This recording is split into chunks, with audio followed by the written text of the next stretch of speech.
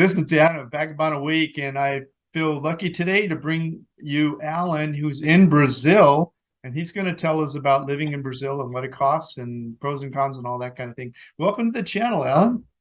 Hey, thanks, Dan. Happy to be here. So, Alan, where are you from, first of all? I am from a very small town in north central Missouri in the United States. Town of less than 2,000 people. Uh-oh. Well, that is small. And so what made you want to leave your home country and move to Brazil? Actually, I got the idea to move to Brazil after I started yet another software company about 15 years ago. And I'd been to Brazil, I liked the beaches, and I knew the cost of living was quite less in Brazil than in the United States. And so with a startup company, I thought that I need to minimize the costs, so I moved to Brazil. That makes a lot of sense. I hear that.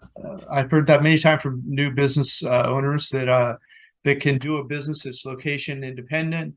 And so they'll move somewhere where their overhead is much lower, and then they have whatever they've saved up to start that business. They have a longer period of time before they run out of money, before the business has to make money. So it sounds like your thinking was similar to that. So yeah, exactly. Yeah. And so where are you now? Where did you decide to go in Brazil? And where in the country is it? I'm in the northeast of Brazil. It's what's called the Northeast, and which is still a very large area. I live in a small city called Ilhéus. It's old Portuguese for islands, because when the Portuguese arrived here almost 500 years ago, there were just some small islands in a bay, and the area between the islands is all silted in now. So they're hills, and the bay is still relatively small and shallow. Hasn't been used for almost 100 years because, the ships today just can't get into that small bay in the shallow water. So Ilhéus, Bahia. Bahia is a big state in the northeast of Brazil, known for moquecas, shrimp, fish stew, moqueca. That's the local dish. And it's known all over Brazil. I mean, but it's sort of originated here, more or less, in Bahia. So you can get moqueca at almost every restaurant. Spicy fish stew, shrimp, different kinds of fish, really good stuff. So when did you move there? It's been about 14 years ago. So I've been here a long time. I had spent 6 months here about 3 years before I moved. I got married here to a Brazilian woman, and I lived here for about 6 months waiting on her green card. And then we went to the States and lived there for 3 years before I got my inspiration to move to Brazil. So do you have health insurance in Brazil, or do you pay as you go? What are you doing about health insurance? Brazil has a national health plan. Everyone has it. And it was written into the Constitution, I think, about 30 years ago. But anyway, it's a national health service. And it's pretty good, I think, but I haven't really tested it. I got my vaccinations for free. Brazil is really good at vaccinating people. And just everyone was vaccinated. Once they finally got the vaccines for COVID, then everyone was quickly vaccinated. I think it's tapered off a bit now, but that's all free. Hospitals are free. Wow. My only experience with a hospital was I was in a car accident in Salvador about I don't know, 15 years ago when I was visiting Salvador before I moved to Brazil. And this guy just pulled out in front of the taxi that I was in with my wife and her two sisters. And so we T-boned this other car. And I wasn't injured, but the girls were complaining about this and that. So we went to the hospital, and they got x-rayed and examined by the doctors, and I just waited around and until they were free to go. And I said, on the way out of the hospital, I said, well, where do we pay? And my wife said, pay? I said, yeah, pay the hospital bill, you know, the x-rays and the examinations. And she says, you don't pay for hospitals here. And that's true. Now, the quality of care I've heard is good, but I haven't needed to avail myself of it. I go see the doctor every year or so, and he looks at me and tells me that I'm not getting any younger. And I get the blood tests, and you know, he listens to my heart, and then, you know, a few days later, I get the blood tests emailed to me, which are really cheap. I mean, nothing compared to the United States. And then my doctor says, "Oh, everything looks good. See you next year." So I pay him less than $100 for this. Wow. Brazil has an unusual system. The doctors charge you for a visit that includes a follow-up visit. So typically you go to the doctor and say, you know, so I have this problem. And he says, well, you need some exams, of course. I mean, you know, that's what doctors do. Is they send you out for exams, and then some other exams, and then some more exams. And in my case, after a while, I say, oh, we can't find anything wrong with you. Go home. But the follow-up exam is included in the first initial visit price. And it seems kind of strange to me, but it costs less than $100. It's not really cheap, you know. I mean, you know, it's a different economy here than in the United States. I mean, everything costs much less here, you know, in the hinterlands. Small city in Brazil, you know, is that everything is much more expensive in Rio, and São Paulo is much more expensive than Rio. So it's cheap living here if you're out of the big cities, but that's probably true, you know, in most of the world, isn't it? Yeah, that's true. So speaking of costs, what would it cost to rent, say, a one-bedroom apartment for a year, like say on a one-year lease? What would it cost in the city you're in, roughly? About $400 a month for a one-bedroom apartment, unfurnished, in one of the newer residential towers with a view of the ocean. Wow. That would be one of those towers that has elevators and a pool and a gym, and that would include a parking space typically too. Modern, you know, there's like 5 or 6 towers in my neighborhood that are built in the past 5 years, and to the, you know, just down the beach from me, there are another 5 or 6 towers that have been built recently, and there's about a dozen more under construction. Tourist accommodations, summer homes.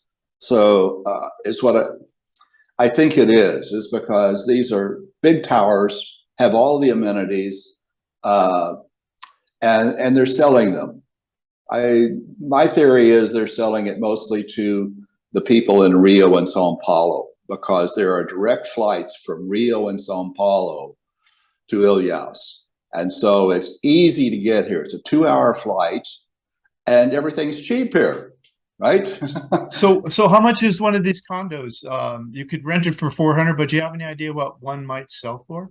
And can you buy it as a Um, foreigner, or is it only for locals?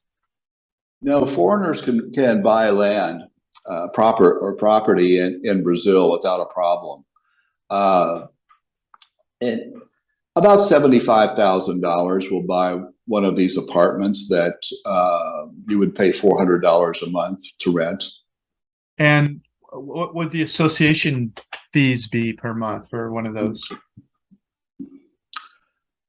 Probably $100, $100 a month. maybe less.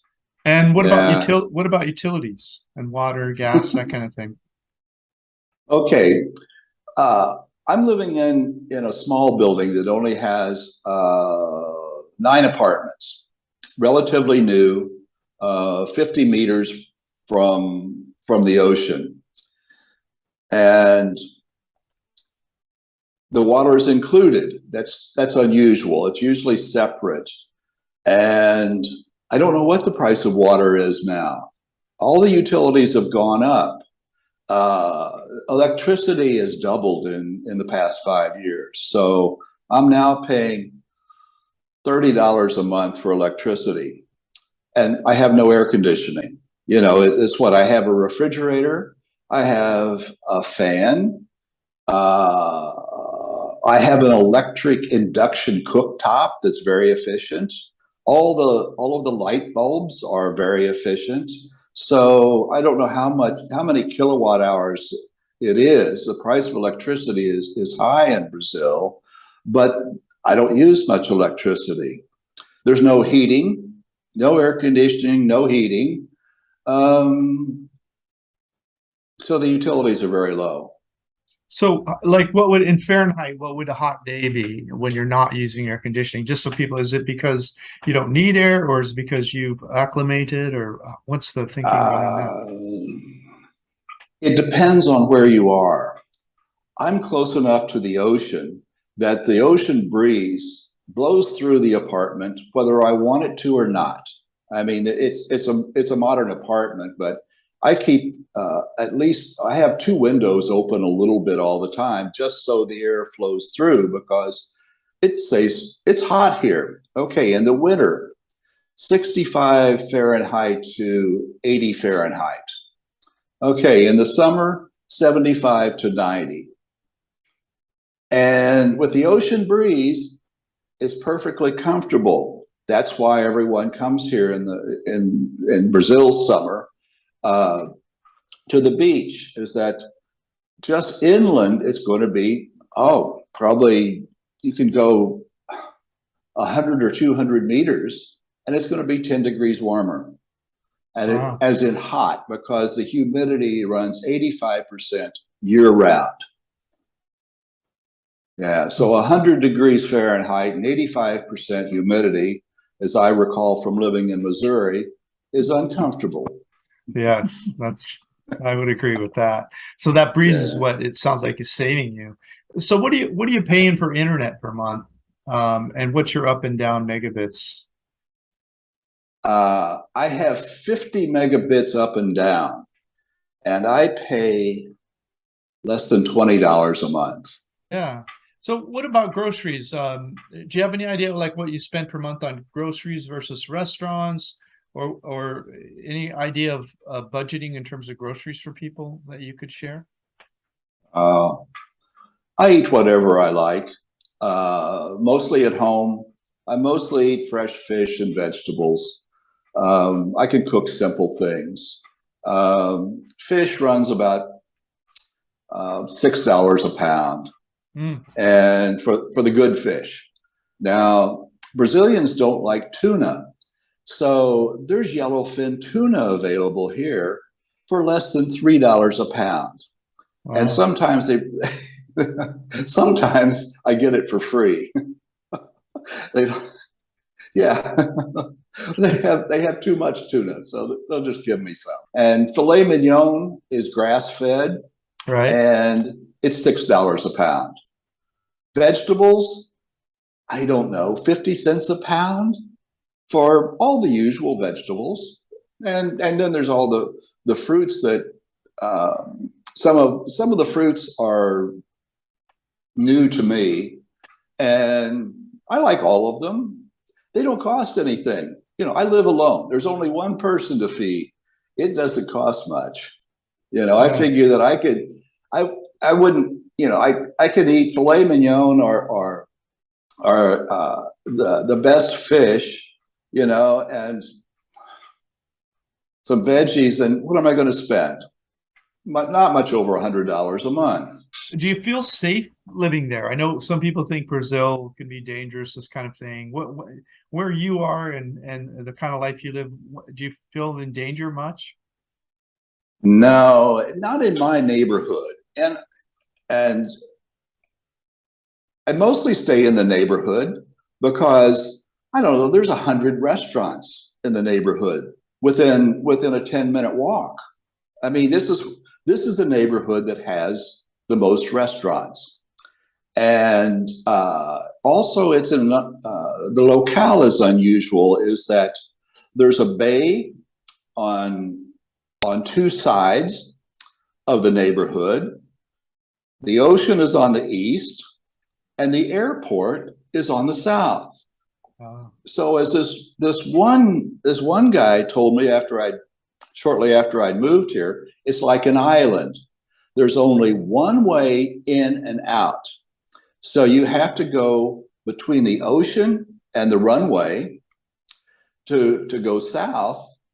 And there's a bridge over the bay that goes to the north side of town. So it's almost like an island. So he says so, you know, it keeps the crime down because it's hard to escape. Is that if there's any problem, the police only have 2 exits to cover, right? Anyone that is thinking about visiting Brazil and wants to stay longer than 3 months, the typical tourist visa, can get a digital nomad visa now with, I think, very little red tape. And the requirements are that you show income of $1,500 per month, or you have $18,000 in a bank account. That's great. Well, Ellen, thanks so much for coming on the channel and sharing your Brazil story. We really appreciate it.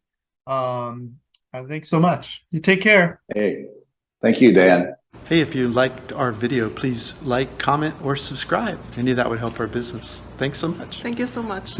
Click the link in the notes below this video to get a copy of this content. Plus, grab a free copy of my ebook, How I Fired My Boss and Traveled the World for 13 Years.